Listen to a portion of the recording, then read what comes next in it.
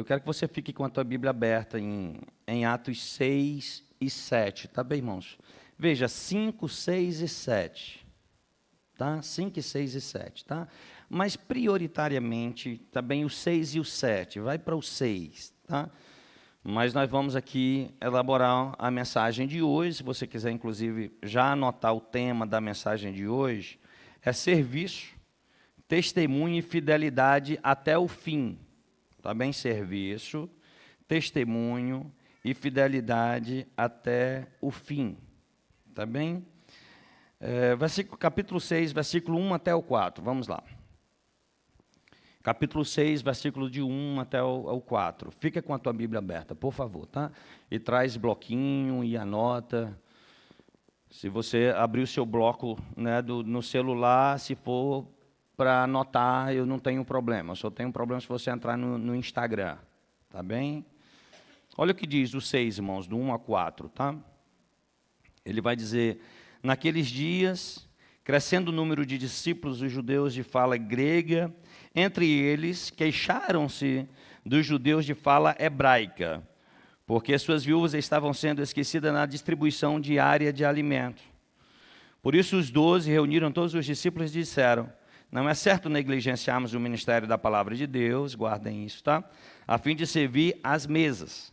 Então escolham entre vocês 7 homens de bom testemunho. Também eu queria que você guardasse isso. De bom testemunho, cheio do Espírito Santo e de sabedoria. Passaremos a eles essa tarefa. E nos dedicaremos à oração e ao ministério da palavra. Vamos orar? Senhor, muito obrigado por tua bondade.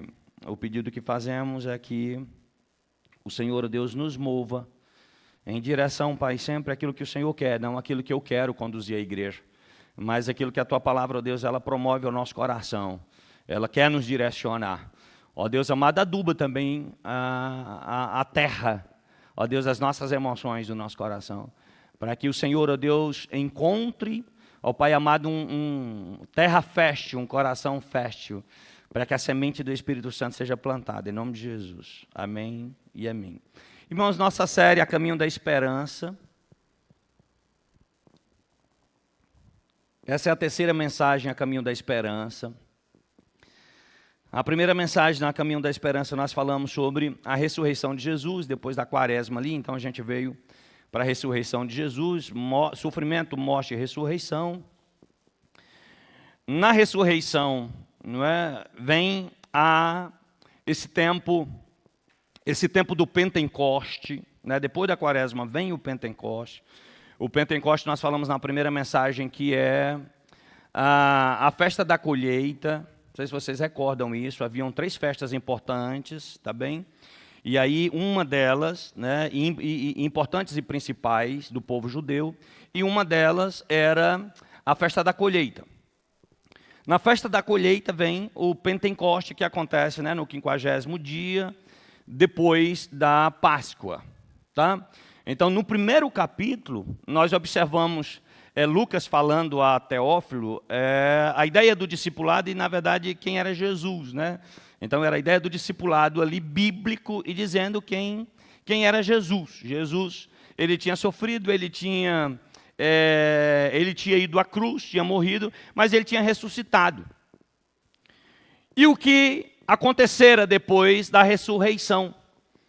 Aí nós observamos que o que acontecera foi que Jesus foi glorificado, aquele que em determinado momento foi humilhado, em Filipenses capítulo 2, né? Foi humilhado, desceu da sua glória, se despiu de si mesmo, sofreu as nossas dores. Tá bem, irmãos? É importante que saibamos que Jesus sofreu as nossas dores. Sentiu fome, sentiu angústia, teve os sofrimentos, ele teve as mesmas dores que nós.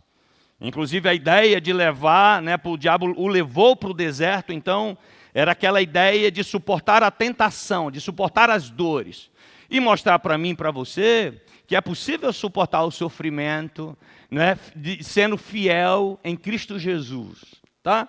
Então, aquele que fora humilhado, agora ele sobe aos céus, e aí nós observamos que 2 anjos aparecem porque Jesus tinha dado uma ordem aos discípulos. A ordem aos discípulos foi: eu quero que vocês fiquem em Jerusalém. Lembra disso? Eu quero que vocês fiquem em Jerusalém. A ordem de Jesus, né? Então, se vocês vão me seguir, vocês não podem fazer de acordo com aquilo que vocês querem. Eu quero que vocês compreendam que a partir do momento que vocês me compreendem como Salvador, me entendem como Salvador, é necessário seguir a minha ordem. E nem sempre as ordens de Jesus são ordens fáceis para seguirmos. Porque a nossa carne deseja uma coisa e o Senhor deseja algo que é transcendental. É a velha natureza sendo trocada pela nova natureza. Aí Jesus vai dizer: olha, eu quero que vocês fiquem em Jerusalém, porque algo poderoso vai acontecer. Eles voltaram para Jerusalém, ficaram em Jerusalém e eles ficaram em comunhão, irmãos. Lembra disso? Eles ficaram em comunhão e eles ficaram em oração. A importância da oração. Semana passada, nós falamos sobre o quê?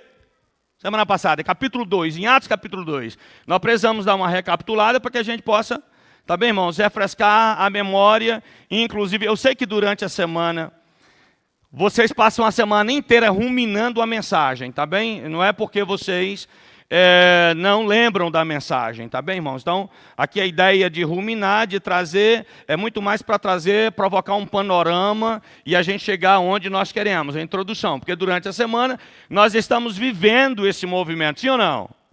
Sim. Inclusive é Pentecoste, é época de Pentecoste, né? É a ideia do avivamento, lembra a ideia do avivamento? Capítulo 2, o Pentecoste desce, vem, o Espírito desce. Lembrando que na figura do Antigo Testamento, na composição do Antigo Testamento, nós temos, irmãos, a presença maciça de Deus no Antigo Testamento. Se você pegar o Pentateuco ali, não somente o Pentateuco, mas se você olhar todo o Antigo Testamento, o Velho Testamento, você vê uma presença, uma movimentação de Deus, Deus Pai, na ideia da Trindade, tá? A ideia da Trindade, que é algo, às vezes, complexo para a gente discernir, ter clareza. Então, Deus sendo, digamos que, o líder, tá bem? Jesus é o executor e o Espírito Santo é aquele que convence. Não é? Então nós temos uma presença real ali no Antigo Testamento desse Deus poderoso. No Novo Testamento eu tenho uma presença de quem? De quem, irmãos? Jesus. Jesus fazendo milagre, Jesus derramando graça, Jesus vem do céu e Jesus, ele começa a implantar seu reino, um reino que não era político. Um reino que não era político, isso é importante que a gente perceba. Essa semana o João estava dizendo que um amigo dele comentou que Jesus morrera por política. Eu falei, João, interessante porque quando eu ainda fazia o médio, um professor meu de inglês, acabou falando que Jesus tinha morrido por política. E eu acabei, era meio desaforado, hoje não, né? Então, meu desaforado falou, não, professor, Jesus morreu por mim e morreu para o senhor. Jesus foi na cruz para perdoar os nossos pecados. E aí deu uma confusão esse negócio dentro de sala de aula. Né? Mas esse cara, mais na frente, se converteu. Enfim, história para um outro momento. Tá? Então, irmãos, veja, Jesus foi na cruz, né, morreu, e desce, vamos lá, e desce o Espírito Santo. Não é? Então, desce o Espírito Santo e ele vai dizer no capítulo 8, eu quero que vocês sejam minhas testemunhas. Não é? Você precisa ser testemunha, né? Recebereis poder ao descer sobre vós o Espírito Santo, ser-me-eis minhas testemunhas. A igreja começou a ser implantada ali e a igreja começou a viver. Mas veja, a igreja, irmãos, começou a viver de maneira poderosa. Se nós aí já vamos para o capítulo 5, a igreja começou a viver um movimento poderoso. Quando nós observamos o capítulo 5, nós observamos que muitos milagres aconteceram no meio da igreja. Quando nós observamos o capítulo 5, principalmente a partir do 12, nós entendemos que os apóstolos ali, eles começaram a viver coisas sobrenaturais. os apóstolos começaram a viver algo inacreditável. Era a igreja de Jesus sendo implantada, e a igreja que vivia de modo poderoso naquele tempo. Eu não posso esquecer que é a mesma igreja que vive de modo poderoso agora, irmãos. Porque nesse tempo, na descida do Espírito Santo, não mais Jesus porque ele subiu, mas o Espírito Santo é aquele que derrama sobre nós poder. E o Espírito Santo que habita em mim, habita em você, é aquele que age dentro de nós como uma dinamite e nos faz crer em coisa impossível. Mas quando eu olho para o capítulo 5, irmão, no 2, a partir do 12, maravilhas acontecem ao ponto de cura surpreendente, onde nas outras cidades, observem no texto, tá? No 5, que os homens das outras cidades, eles começaram a levar os seus doentes até Jerusalém, e eles colocavam os seus doentes no caminho, para que a sombra dos apóstolos, escutem, para que a sombra dos apóstolos, eu gostei de tudo assim, falei assim, cara, que massa. Para que a sombra dos apóstolos, irmãos, passasse pelos doentes que ficavam, escutem, que ficavam arriados ou deitados de dentro dos lençóis, e eles eram curados. Eles eram curados. Mas deixa eu dizer um outro negócio que acontecia. Os apóstolos começaram a falar que esse Jesus era poderoso, e que esse Jesus era grandioso, e eles começaram a ir para as praças públicas. E eles ficavam nas praças. Se eu pisar aqui, eu vou sujar, né, irmãos? Né? Eles começavam a ficar nas praças públicas, e eles subiam nas praças públicas.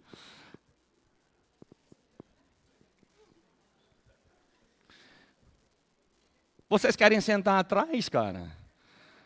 Inclusive, nós mandamos tirar 40 cadeiras daí, né? Eles subiam nas praças públicas e eles começaram a pregar, dizendo, olha, coisa poderosa está acontecendo porque o reino de Deus desceu. Escutem, a manifestação do Espírito Santo começou a tomar de conta das cidades, irmãos, de Jerusalém principalmente, porque lembra, vocês serão minhas testemunhas em Jerusalém, depois essa testemunha que vocês serão em Jerusalém vai reverberar para as outras cidades, é tanto que essa ideia dos doentes irem a Jerusalém, é tu, Teonise. Pelo amor de Deus. Irmãos, era o poder de Deus descendo e sendo manifestado na plantação da igreja de Jesus. Mas deixa eu lhe falar uma coisa. A galera saduceus, epicureus, essênios, a galera, embora Jesus Cristo não tenha morrido por política, tá, irmãos? Embora Jesus Cristo não tenha morrido por política, certamente Jesus morreu pela humanidade, pelos meus e pelos seus pecados, e nós não podemos negar isso. Nós somos indignos de estarmos onde nós estamos. Nós somos indignos de receber aquilo que nós recebemos, que a melhor coisa que nós recebemos se chama Jesus de Nazaré, nosso Senhor, a certeza da salvação, porque nós éramos condenados e agora nós somos livres em Cristo Jesus. Irmão, nós somos livres em Cristo Jesus, mas veja, não é livre dessa carne, não, porque o desejo dessa carne, ela continua, mas é saber que quando eu peco, o Senhor é o meu advogado e Ele pode me perdoar. E não existe nada que possa me separar do amor de Deus que está em Cristo Jesus, nosso Senhor. Aí os caras começaram a ser perseguidos, ó. Mas olha que negócio doido. Meu irmão, tudo bem, eu sei que o senhor virou aí, pode virar para cá, viu, meu príncipe? Que eu acho que hoje vai ser por aqui mesmo. Hoje. Olha que negócio doido, irmãos. Os caras... Opa! Olha que negócio doido. Os caras prenderam os apóstolos. Não é? Os caras foram lá e colocaram na cadeia. Deixa eu perguntar uma coisa para mim e para você. Que esse é um questionamento que eu tenho feito. Você tem medo de morrer por conta de Jesus, irmãos? Quem quer ir para o céu aqui? De verdade, quem quer ir para o céu? Tá, baixa, vamos baixar. Quem quer morrer aqui? Olha.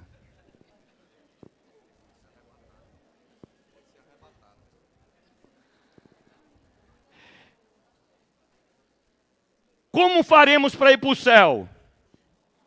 Como é que ela faz para ir para o céu? Minha mãe, eu ligo para minha mãe, eu falo assim, mamãe, meu filho, estou tão doente. Eu falo assim, tá o quê? Você quer que... Ah, meu filho, não sei o quê, tá, não sei o quê, um monte de confusão, né? Eu falo, rapaz, eu tenho um remédio para a senhora. Aí eu falei, você tem um remédio, você é médico agora? Eu falei assim, sou não.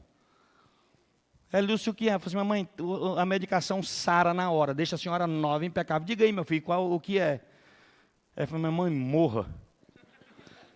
Aí ela desliga, né? Aí eu ligo para ela de novo. Mamãe, lá vem você com essa besteira de morte. Eu digo, mas mamãe, a senhora quer o quê? Antigamente a senhora falava o seguinte, não, eu quero ver meus filhos. Eu quero ver meus filhos, tudo criado. A senhora já tem uns filhos. E depois, não, eu quero ver meus netos criados. Tem neto criado. Agora, e agora a senhora quer o quê? Eu quero ver meus bisnetos. Tá danado, não vai para o céu não. Irmãos, o negócio surpreendente ainda no capítulo 5, os apóstolos foram presos por conta de falar do evangelho de Jesus, ó. Coisa que nós precisamos pedir que o Senhor nos venha com ousadia e que a gente tenha coragem, porque é a igreja de Jesus que continua viva nesse tempo. E o surpreendente foi que prenderam eles, lá no finalzinho do 5, prenderam eles. No outro dia, o Supremo, os sumos lá, os sacerdotes, os saduceus, os peritos da lei, mandaram chamá-los. Os soldados foram até a prisão, a cadeia, voltaram para eles e falaram assim, veja, a cela está trancada. Está impecável, está lá. Os seguranças, inclusive, estavam na porta, mas os homens não estão presentes. Irmãos, o Espírito Santo tinha transportado eles para onde? Para as praças. E eles estavam fazendo a mesma coisa pelos quais eles tinham sido presos que não fizessem, pregando o Evangelho de Jesus. Aí pegaram eles, aí chega um fofoqueiro, porque sempre tem que ter um fofoqueiro, né? Na igreja tem que ter fofoqueiro, né, irmãos? Não é? Aí chega um fofoqueiro e fala assim, vocês estão procurando aqueles que vocês prenderam ontem porque estavam falando de Jesus? Aí a galera falou assim, é. Ele disse, eles estão lá na praça falando a mesma coisa desse Jesus. Aí mandaram chamar. Mandaram chamá-lo.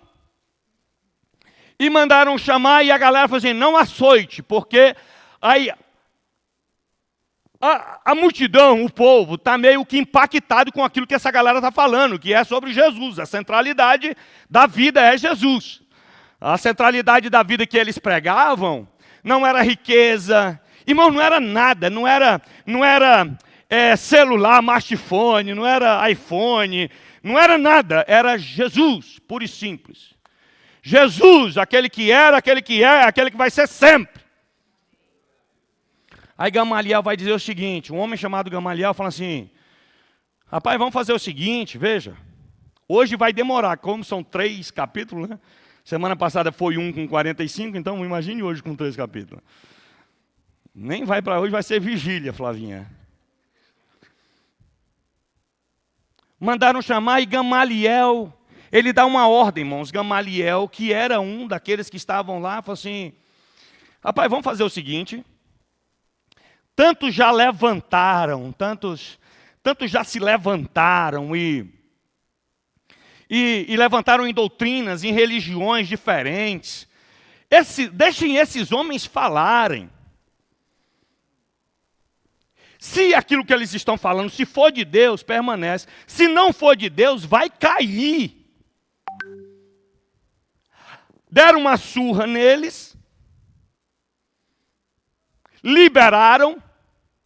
Essa galera, depois da surra e depois de serem liberados, eles saíram e eles começaram a se alegrar. Por quê? Porque eles tinham apanhado em nome de Jesus. Eles se alegraram, irmãos, porque eles tinham apanhado em nome de Jesus. Olha que coisa doida. Alguém apanhar, alguém sofrer por conta desse nome de Jesus e ficar feliz porque apanhou. Hoje no nosso meio, não me toque, não gosto, não quero. A questão aqui é o seguinte, irmãos, vejam. A igreja cresce, nós temos pedido isso para a nossa comunidade.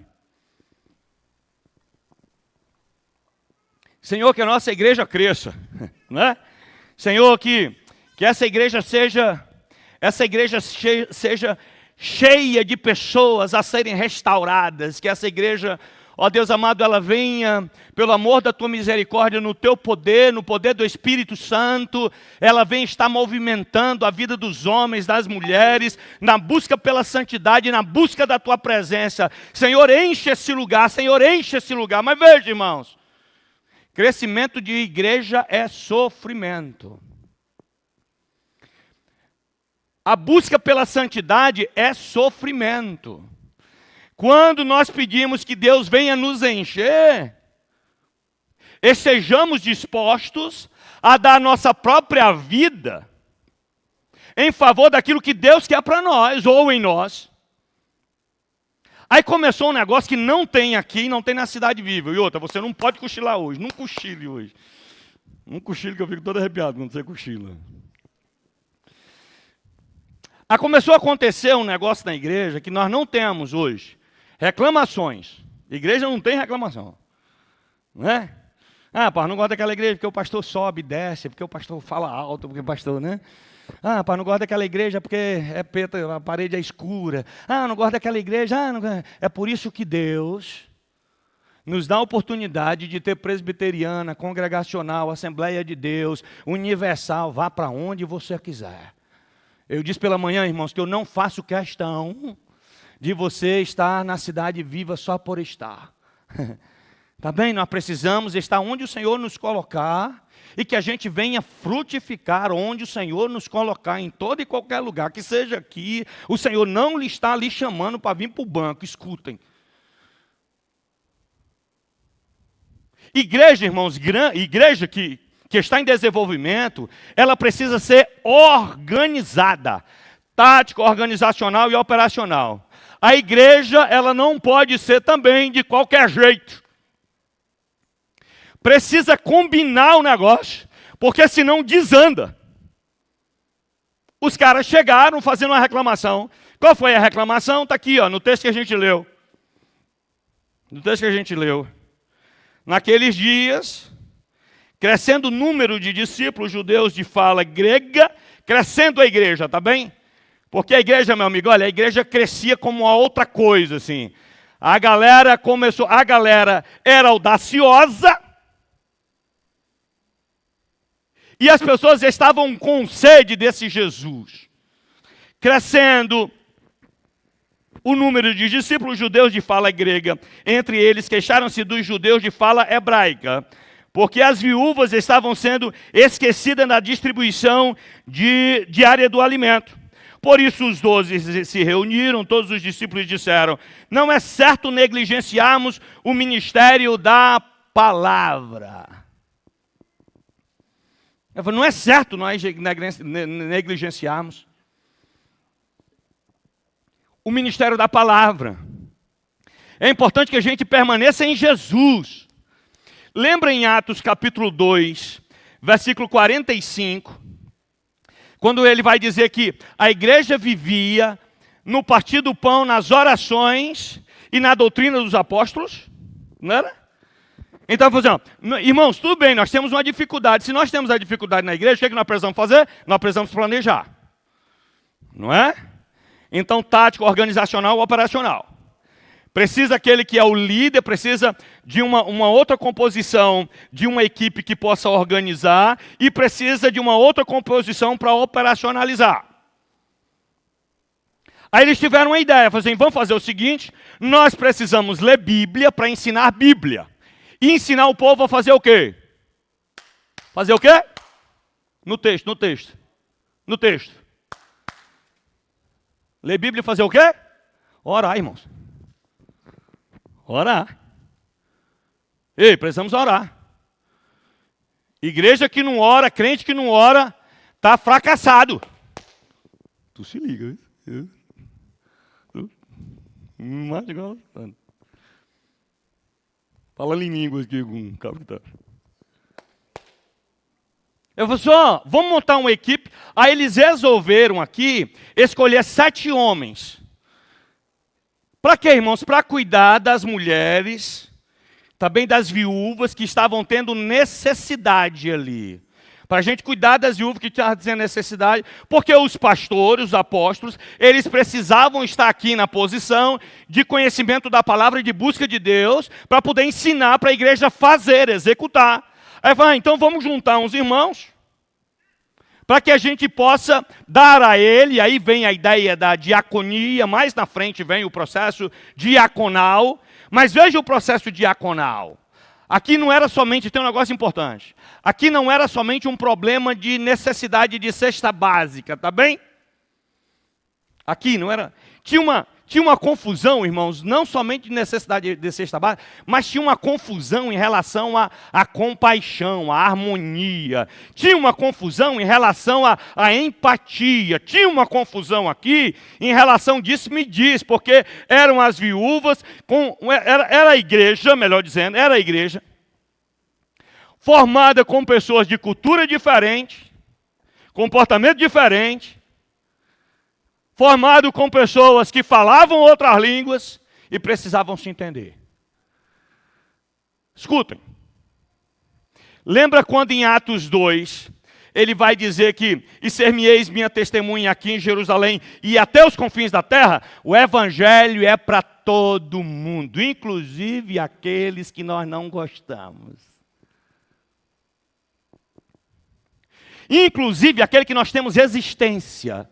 Havia uma demanda aqui de cesta básica, mas não era só de cesta básica. Eles não conseguiam também se compreender. Os problemas, a igreja foi crescendo e os problemas também foram surgindo. Aí ele vai dizer o seguinte, vamos escolher 7 homens. E aí tem um tripé para escolher desses 7 homens. Tem um tripé, qual é? Esses homens, eles precisam ser de... Não. Hã? Esses homens precisam ser de bom testemunho. Ei, precisa ser de bom testemunho. Você é líder? É. Então você precisa o quê? Ser de bom testemunho. Mas testemunho, irmãos, bom testemunho não é aquilo que eu penso de mim mesmo, entende? Bom testemunho é aquilo que o outro fala sobre mim. Bom testemunho não é aquilo que eu falo sobre mim mesmo. Ser de bom testemunho é aquilo que o meu vizinho, ele fala e ele pensa sobre mim. É aquilo que a minha mulher pensa sobre mim. É aquilo que o meu filho diz sobre mim. Painho? O painho não me ajuda a fazer atividade da escola, não. Por quê? Porque ele não tem paciência. Né? Porque ele é agoniado. Manhinha até que tem. Manhinha que me ajuda. E seu pai? Não, meu pai não ajuda, não. Inclusive, se eu falar qualquer coisa, ele me dá uma peia. Mas ele ajuda em casa? Não, também não ajuda, não. Quem faz lá em casa tudo é minha mãe. Irmãos, entenda, enquanto líderes, veja, isso era para entregar a cesta básica, tá? O cara tinha que ser de bom testemunho. Aí para você complementar essa ideia do bom testemunho, você pode colocar aí 1 Timóteo capítulo 3, e depois você pode inserir também Tito capítulo 1. Para ter bom testemunho, ele precisa, meu amigo, ser marido de uma só mulher, ele precisa ser resiliente, ele precisa ter paciência, ele precisa ser um homem de Deus. Ser um homem de Deus é onde a fonte de todas as coisas. Mas ele vai dizer que esses homens escolhidos, eles precisam ter uma outra característica. Sabe o que é, irmãos? O quê? Cheio do Espírito Santo. Cheio do Espírito Santo. Gálatas capítulo 5, fruto do Espírito. Fruto do Espírito. Gálatas capítulo 5, ser cheio do Espírito Santo. Compreender que ele não anda mais segundo a vontade dele, compreender que às vezes tem que ter paciência para esperar, às vezes compreender que é necessário muitas e muitas vezes fazer propósito diante do Senhor, se comprometer diante do Senhor, em oração, fazer propósito para se livrar da tentação da própria carne, da velha natureza. Ele precisa ser cheio do Espírito Santo. Entender que Jesus é Salvador, que Ele morreu na cruz para me salvar, e que Ele me ama, e embora eu seja indigno, Ele me faz digno. Eu preciso ser homem santo, buscar o Evangelho, ler Bíblia, compreender o meu irmão, perdoar o meu irmão, orar e as pessoas serem curadas, ó.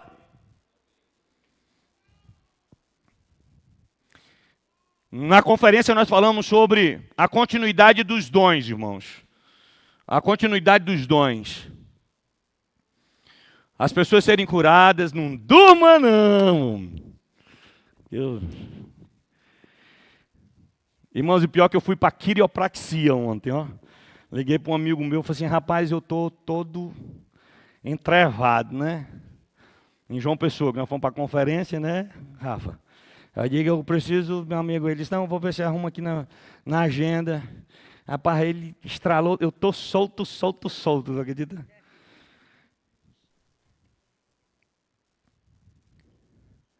Então, irmãos, vejam.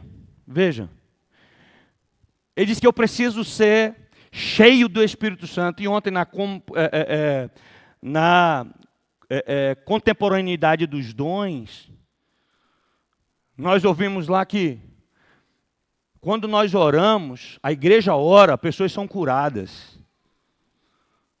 Irmãos, quando tem casamento destruído, e a igreja se coloca diante do Senhor para interceder, existe restauração de casamento. Homens que mentiam não mentem mais. A igreja precisa entender, acreditamos em dom de línguas? Sim, acreditamos em dom de línguas. Aí ele vai finalizar dizendo que esse homem, além de ser bom, tem que ter bom testemunho, além de ser cheio do Espírito Santo, ele tem que ter sabedoria. Ele tem que ter sabedoria. É tanto que Estevão, nós vamos passar agora para falar de Estevão, tá? Mas de Estevão, ele começa, vamos para o texto. Eu queria que você fosse, são 6 pontos a mensagem, eu acabei de terminar a introdução, tá, irmãos?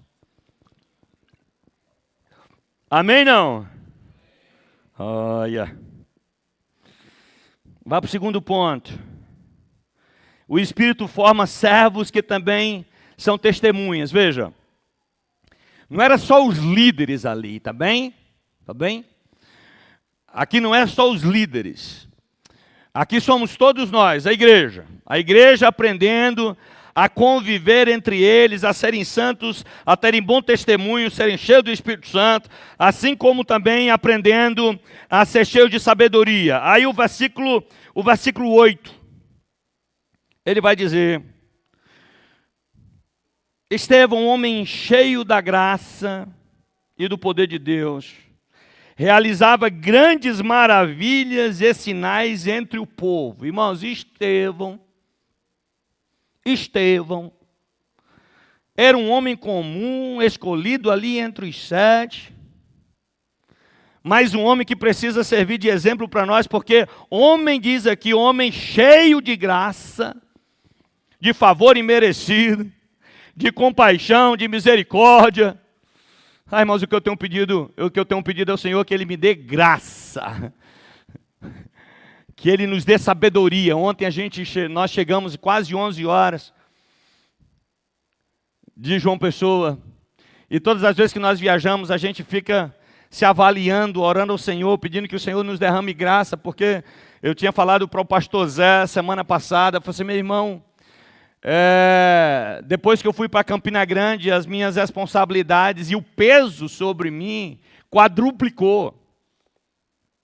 Que o Senhor me dê graça, que o Senhor nos dê sabedoria, que o Senhor nos dê bom testemunho. Ele diz, Estevão, um homem cheio de graça e do poder de Deus, realizava grandes maravilhas e sinais entre o povo. Contudo, levantou-se oposição dos membros chamada Sinagoga dos Libertos, dos judeus de Cirene e de Alexandria, bem como das províncias da Cilícia e da Ásia.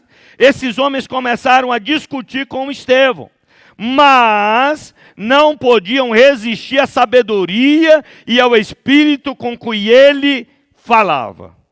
Veja, a questão aqui é o seguinte, quando Lucas ele vai apresentar Estevão, o que nós precisamos compreender, irmãos, nesse texto aqui, no momento, é o seguinte. À medida que nós nos colocamos diante do Senhor,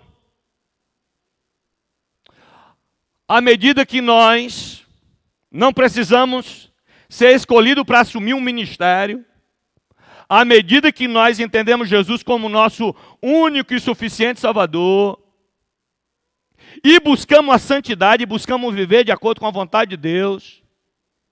Deixa eu lhe dizer um negócio para você que você já sabe, talvez seja muito mais reforçá-los, lembrá-los.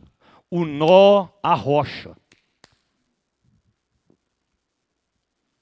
Nós temos sofrimentos que são sofrimentos naturais da própria vida, porque nós nascemos, irmãos.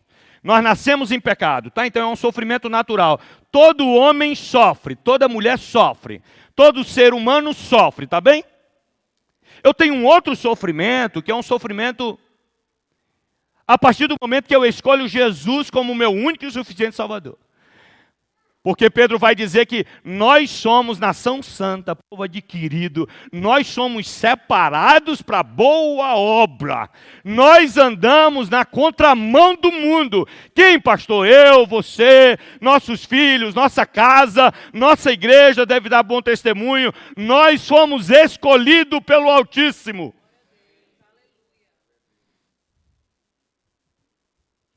E aí eu tenho um sofrimento por escolher Jesus. Por optar por Jesus. Mas tem um outro sofrimento, irmãos. Que é o sofrimento quando eu me coloco à disposição de Deus para que eu possa buscar ainda mais santidade. Aí é um outro sofrimento. E aí tem um sofrimento que eu consigo evitar. Fazendo o quê? Indo para a academia. Vida cristã, irmãos, tem a ver com academia. Não vá ouvir o pastor Marretão não, tá?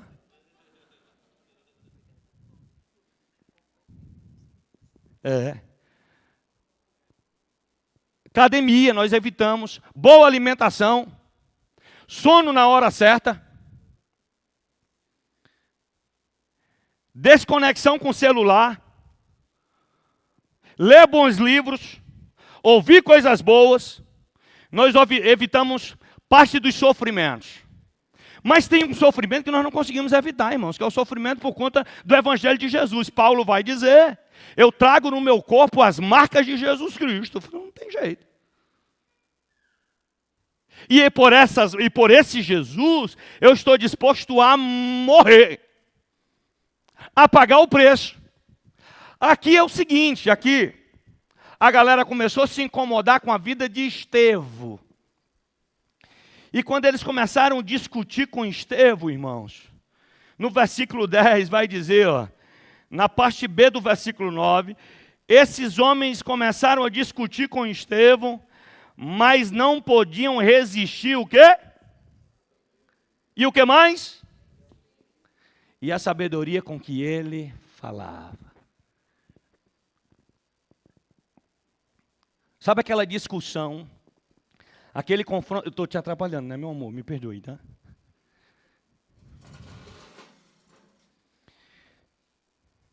Sabe quando muitas vezes nós precisamos, irmão, não existe santidade se não houver confronto, tá bem? Eu falei pela manhã e vou repetir. Esse é um movimento bem parecido com o que Deus está movendo nessa igreja, tá, irmãos? Esse movimento aqui é o movimento que Deus está movendo nessa comunidade. Nós temos pedido que o Senhor aumente a nossa fé, que o Senhor nos faça buscar santidade. Nós temos pedido que o Senhor nos permita ter 3 cultos aos domingos. Nós temos pedido que o Senhor nos permita trazer a faculdade, o polo da faculdade para cá. Nós temos pedido ao Senhor que essa igreja seja poderosa em cura, em restauração, em perdão de pecado. Mas veja, nós não iremos crescer de maneira saudável se nós tivermos pecados de estimações e tivermos amigos que pecam e a gente dá tapinha nas costas. Não, é meu amigo. Só existe santidade em nós se nós confrontarmos pecado. Marido confronta mulher, mulher confronta marido. Mas o confronto aqui não é o confronto da briga. O confronto aqui, irmãos, que foi o confronto que aconteceu com Estevão, a galera começou a perceber que havia o que nele? Sabedoria. Havia um confronto de sabedoria. Havia habilidade para o confronto. Mas muita habilidade com o confronto. A galera começou a perceber que, mesmo confrontando Estevão, ele estava cheio do Espírito Santo e não havia possibilidade alguma, nenhuma, de uma condenação por ato que ele tinha cometido, porque ele era um homem santo. Aí eles fizeram um negócio, vamos fazer um combinado, arrumaram alguns homens e levantaram uma acusação contra Estevão no texto. Levantaram uma acusação contra Estevão, dizendo que Estevão estava blasfemando contra Moisés, que era autoridade para os judeus, tá? Moisés era o profeta maior, e estava blasfemando contra a lei. Aí eu queria que você fosse para o terceiro ponto agora. No versículo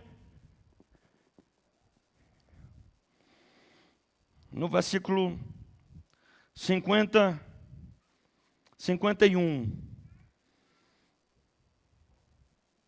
Não, irmãos, antes de ir para o versículo 51, tá?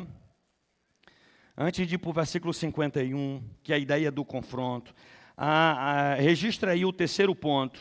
O Evangelho confronta e revela o coração. O Evangelho confronta e revela o coração. Veja.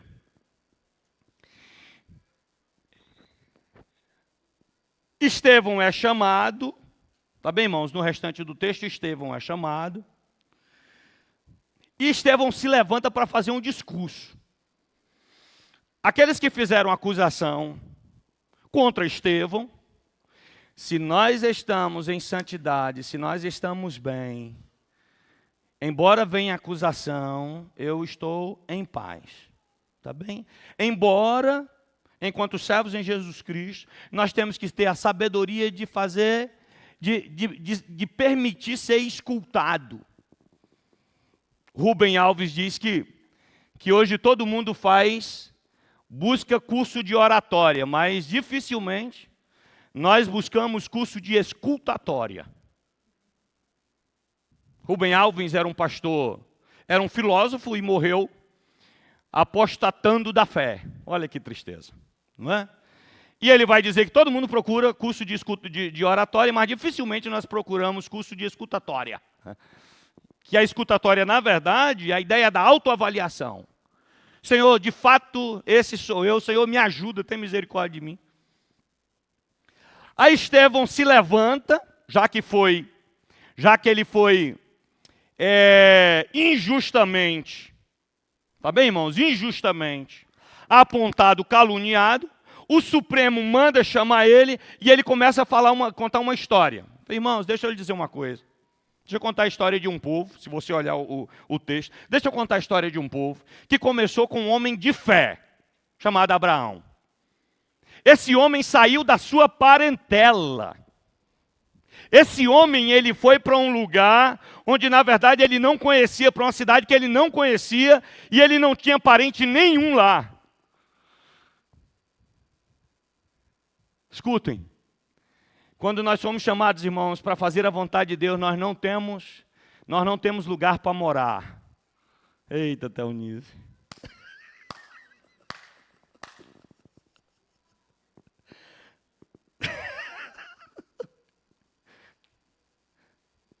Nós não temos lugar para morar, irmãos. Na verdade, eu não posso escolher morar em João Pessoa. Eu não posso escolher passar muito tempo aqui se Deus vai me mandar para Patos. Olha. Eu não posso. Aí ele vai contar a história. Olha, havia um homem chamado Abraão. Aí ele perpassa, irmãos, de Abraão a Moisés, tá bem? Ele perpassa de Abraão a Moisés. Aí ele fala sobre a fé de Abraão, aí ele fala sobre a questão do filho, uma promessa de grande nação, que ele teria, mas não tinha um filho. Aí ele conta essa história, Estevão conta essa história. Depois ele traz a história de Jacó, depois ele traz a história de José, e depois ele traz a história de Moisés. Deixa eu falar com aqueles que já têm para mais de 50 anos aqui. Eu não vou pedir para você levantar a mão, para você não se incomodar. Irmãos, surpreenda-se. Moisés foi chamado para o ministério, sabe com quantos anos? Com quantos anos? 80. Não existe aposentadoria para crente. Tá bem? Ele vai continuar servindo. Moisés foi chamado aos 80. Deixa eu dizer uma outra coisa. Moisés era criminoso? Sim, não. Quem sabe que Moisés era criminoso aqui? Não eu, né? Porque eu sou... né? Seu Teófilo. Né, seu Teófilo? Te abençoe, querida. Lucas, né? Escrevendo para Teófilo. E hoje ele está conosco, irmãos. Levante aí, seu Teófilo, e dê um tchauzinho para o povo. Olha, Teófilo está conosco. Chega, eu fiquei todo arrepiado, seu Teófilo.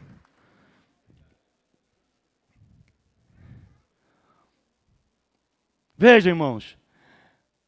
Aí ele conta a história. Moisés, na verdade, passou 3 meses com a mãe, depois não pôde mais ficar com a mãe. Olha que sofrimento. Mas o Senhor deu uma outra família para ele. Ele foi treinado na família. E depois ele foi para uma cidade depois de 40 anos. E aí, depois de 40 anos, ele cometeu lá. Ele foi defender alguém lá e acabou matando a pessoa. Depois de um tempo, ele foi separar a briga de dois egípcios. E de repente, o egípcio vai lá e fala assim: você que quer separar a nossa briga? Você que matou o teu próprio irmão, olha a confusão. Ele foge para Midian. E lá ele teve filho. Aos 80 anos, Deus o chama para o ministério. Aí ele vai dizer, e aconteceu milagres, e o Senhor fez grandes milagres, e o Senhor amou esse povo, e o Senhor protegeu esse povo, mas existe algo parecido com vocês, que é igual ao povo, a qual o Senhor fez todo esse movimento. Sabe o que é? Versículo 51. Vou ficar aqui em cima agora.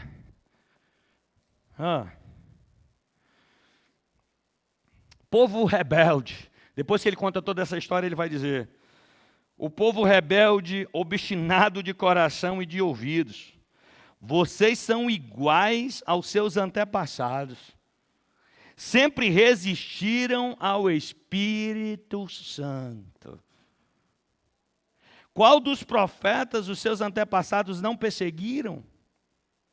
Eles mataram aquele que predizia a vinda do justo, de quem agora vocês se tornaram traidores e assassinos. 53, perdão. Vocês que receberam a lei por intermédio de anjos, mas não lhes obedeceram. Irmãos, ele vai para o confronto. Estevão, aí é um pedido que eu peço ao Senhor. Deus, se eu tiver em pecado e não consiga perceber, Senhor, me confronta. Senhor, nos confronta. Senhor, me confronta com os meus irmãos, que os meus irmãos, eles venham sobre mim e me confrontem. que os meus líderes me confrontem. Irmãos, que essa igreja, ela possa pedir que o Senhor levante homens que confrontem os nossos pecados. Mas não só isso, que nós tenhamos a sabedoria de entender e nos arrepender, porque quando Estevão levanta, ele vai dizer, irmão, sabe qual é o problema de vocês? É que vocês são obstinados de coração, vocês são duros de coração. Mas esse negócio da dureza do coração, irmãos, não é diferente do tempo de hoje. Deus continua sarando o nosso coração, perdoando, nos curando. Deus continua derramando da graça dele sobre nós. Tem gente aqui no nosso meio que o Senhor quer muito mais, que o Senhor quer arrancar do banco, que o Senhor tem falado ao coração para uma conversão, para o entendimento de Cristo Jesus, mas o coração continua obstinado, duro de coração. O problema aqui, Estevão disse, sabe qual é o problema? O problema é que vocês mataram os profetas, que vinham apregoando o justo. Estão com sono, irmãos? Estão com sono? Quem está com sono? Cutuca o cara que está do lado. Fala assim, ele está terminando. Vá, por favor. Eu vou terminar. Cara, é um desafio. São três capítulos, né? Me deram 3 capítulos. Não é? É desafiador. E outra, imagine se eu ficasse lendo aqui para vocês. Estava todo mundo dormindo.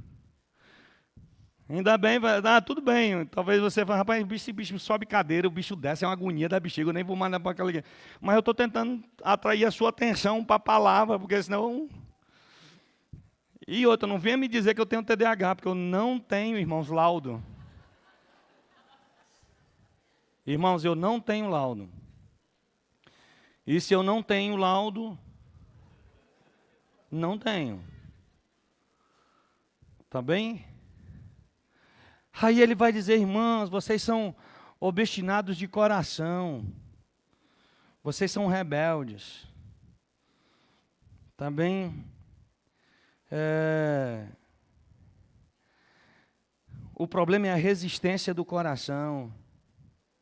É possível ouvir sem entender. É possível, inclusive, irmãos, concordar, mas ainda assim resistir. Escutem. É possível você estar dentro dessa igreja, mas você não conseguir se entregar ao Senhor. É possível a gente ouvir e a gente não conseguir se quebrantar diante do Senhor. É possível a gente falar assim, rapaz, eu já sei. Mas a gente não executar, não fazer. É possível, irmãos, é possível ler Bíblia e não obedecer aquilo que a Bíblia está dizendo para que a gente faça. O Evangelho não vem apenas para esclarecer ideias. Ele vem para mexer com o nosso coração. O Evangelho ele vem para mexer com o nosso coração. E isso não é confortável. Muitas vezes o primeiro efeito é justamente o desconforto. O primeiro efeito da afronta de Deus sobre nós é o desconforto.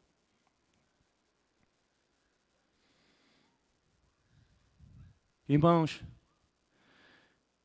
que o Senhor nos dê um coração obediente. Que o Senhor nos dê coração obediente. E quando eu digo que o Senhor nos dê, porque eu não quero nunca pregar aqui em cima, dizendo, irmãos, vocês são pecadores, corações resistentes, coração obstinado. Irmãos, é o nosso coração, é o meu e o seu. São os nossos corações obstinados. Muitas vezes nós sabemos o que o Senhor deseja para nós, mas nós permanecemos em rebeldia. O Senhor lhe chama para se envolver na igreja, no ministério, e você não se envolve.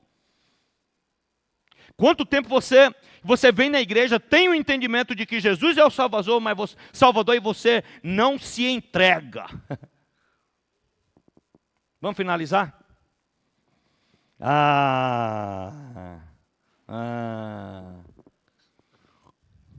Vai, ninguém fez a... A galera vai, meu Deus, não vai acabar não esse negócio.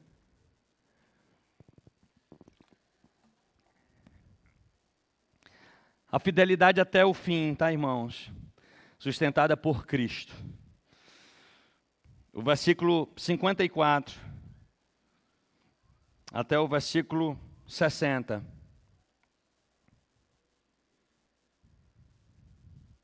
Encontraram aí?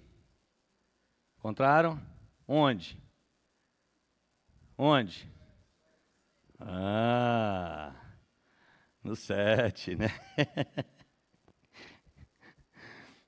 Do 7, tá, irmãos? Ouvindo isso, ficaram furiosos. Quando ele falou que o coração era obstinado, o coração era rebelde.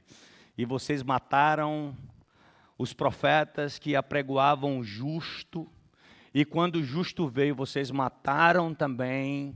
Tá bem? E aí vocês são rebeldes de coração. Ouvindo isso, ficaram ficaram furiosos. E o furioso aqui, irmãos, é o desejo, né, na íntegra aqui no grego, é o desejo profundo de matar. Eles ficaram com o desejo profundo de matar Estevão, e assim o fizeram. Ouvindo isso, ficaram furiosos e rangiam os dentes contra ele. Mas Estevão o quê? Estevão o quê, irmãos? Cheio do Espírito Santo, levantou os olhos para o céu e viu a glória de Deus. Ah, Deus, em meio aos desafios, nos permita contemplar a tua glória. A glória de Deus, irmãos, ele se manifesta em meio ao sofrimento. Ele viu a glória de Deus e Jesus de pé, à direita de Deus. A ideia de Jesus se levantar, há quem diga que foi Jesus se levantando para receber Estevão. E uma outra ideia do levantar de Jesus aqui à direita de Deus foi para dizer para Estevão: eu luto a sua peleja, eu estou com você. Você não está lutando sozinho. Eu do céu estou contemplando. Ó, eu vi um glória ali, ó, de uma criança, né? É da criança que sai o perfeito louvor. Irmãos, olha, ele viu a glória de Deus. Jesus se levantou para recebê-lo e para dizer: eu pelejo junto com você e você não está sozinho.